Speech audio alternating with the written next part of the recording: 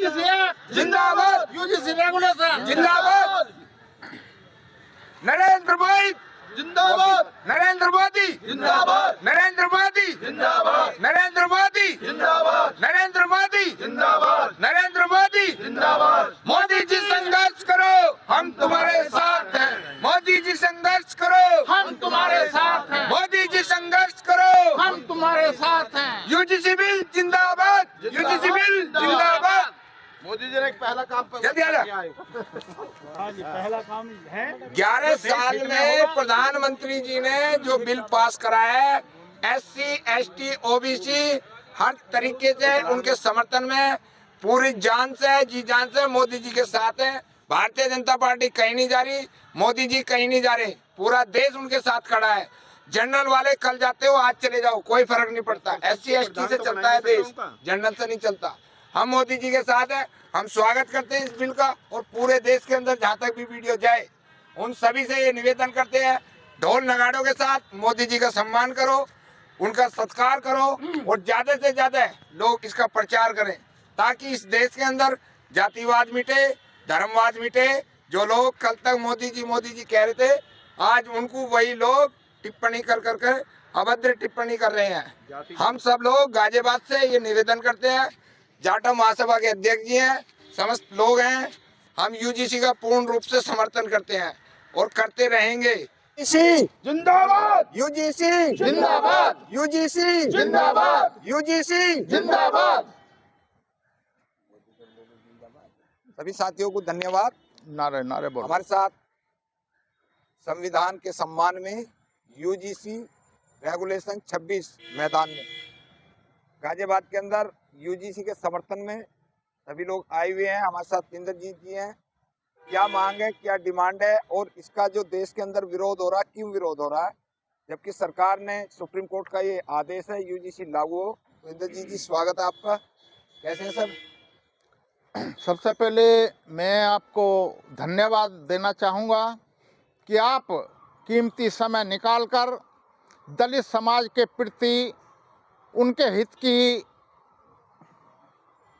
को ध्यान में रखते हुए मोदी नगर से गाजियाबाद पहुँचे हैं। आपका बहुत बहुत धन्यवाद। जितने लोग खड़े हैं इन सब की तरफ से पुनः धन्यवाद देते हुए, सर इसमें जो है यूजीसी का विरोध देश के अंदर जनरल कास्ट के लोग कर रहे हैं, बाकी SC, ST, OBC का जो अधिकार दिया है संविधान में, जो सुप्रीम कोर्ट ने दिया है, तो उसमें परेशानी क्या आ रही है लोगों को?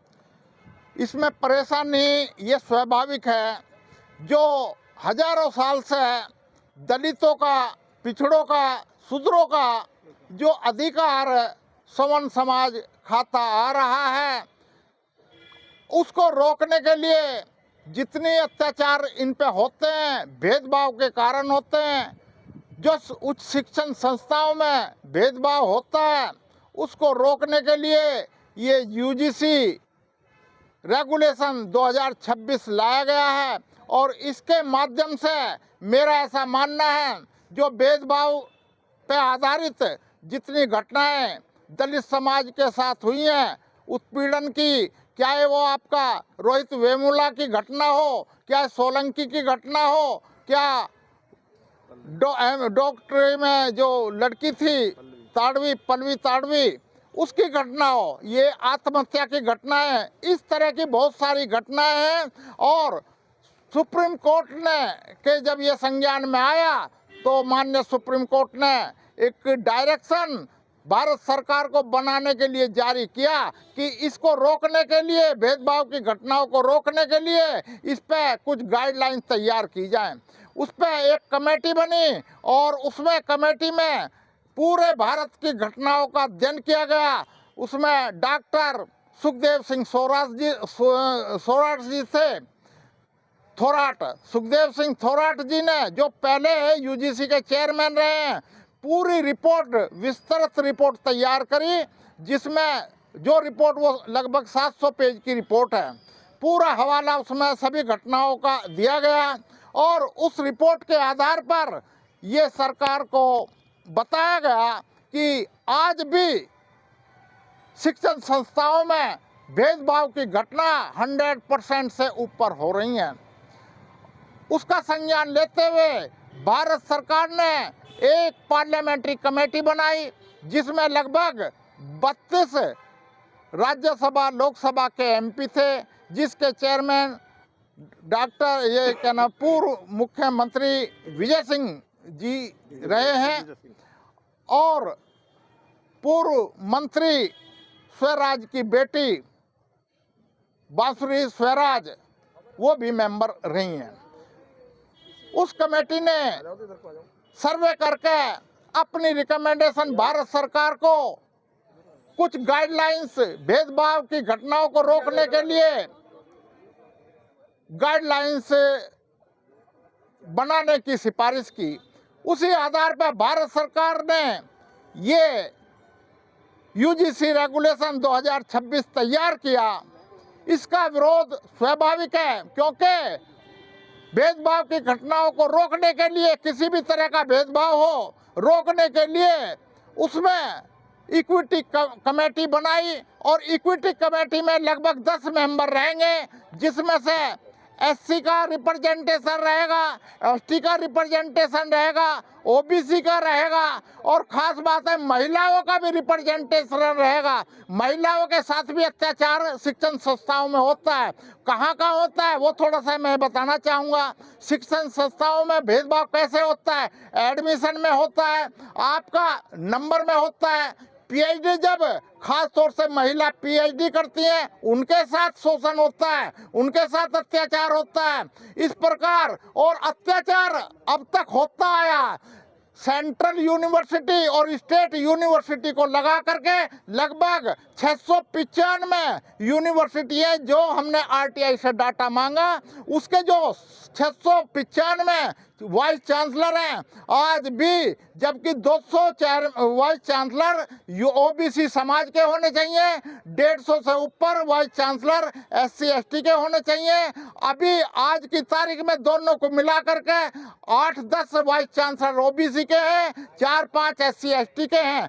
350 वाइस चांसलर की जगह केवल 20 vice chancellor SC ST OBC के हैं। महिलाओं का रिप्रेजेंटेशन बहुत कम है। महिला जब प्रधानमंत्री तक पहुंची है, राष्ट्रपति तक पहुंची है, आपका वाइस चांसलर 750 वाइस चांसलर में प्राइवेट यूनिवर्सिटी को छोड़ दीजिए, महिलाओं का रिप्रेजेंटेशन बहुत कम है। महिला प्रोफेसर बन रही है पर उनको वाइस चांसलर नहीं बनाया जा रहा है।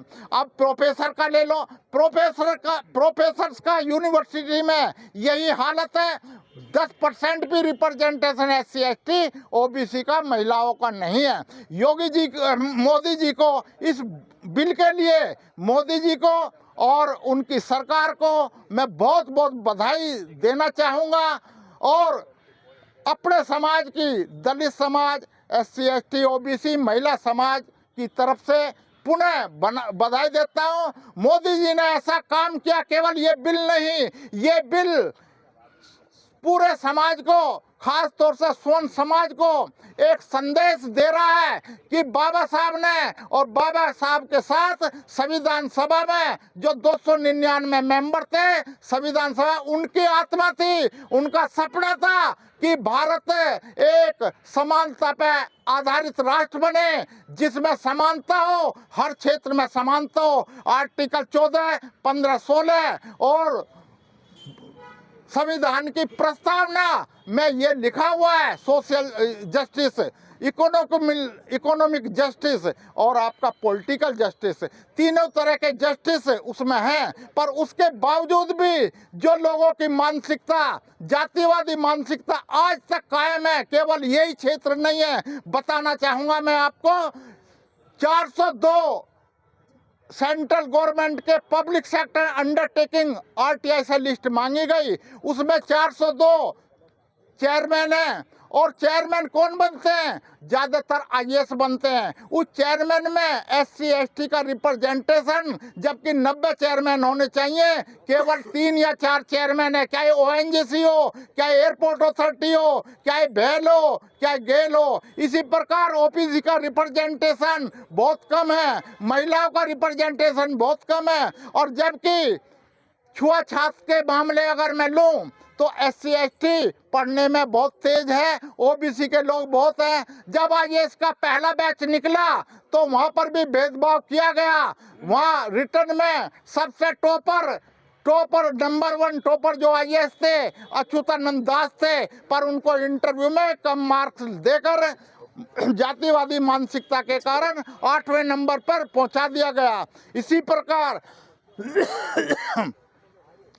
प्रकार जो आपका क्या है उत्पल बीरबल हो जो IIT में टॉपर रहा लड़का, क्या ये आपका टीना डाबी हो, बहुत सारे उदाहरण है। डॉक्टर मिंजो जिन्होंने अटल बिहारी वाजपेयी जी का घुटने का ऑपरेशन किया, वो ST समाज के डॉक्टर थे। आपका सुषमा स्वराज जी का जो हार्ट का ऑपरेशन किया वो शेड्यूल कास्ट का आदमी था। ये लोग कहीं भी इंफीरियर नहीं है, पर इनके साथ जातिवादी मानसिकता के कारण भेदभाव करके और इनको ये दिखाया जाता है कि ये कम है, आरक्षण से आगे हैं। ऐसा कुछ नहीं है। मोदी जी को मैं बार बार पुनः धन्यवाद दूंगा इस बिल को लाकर जो समानता एक कायम की है, समानता का संदेश दिया है।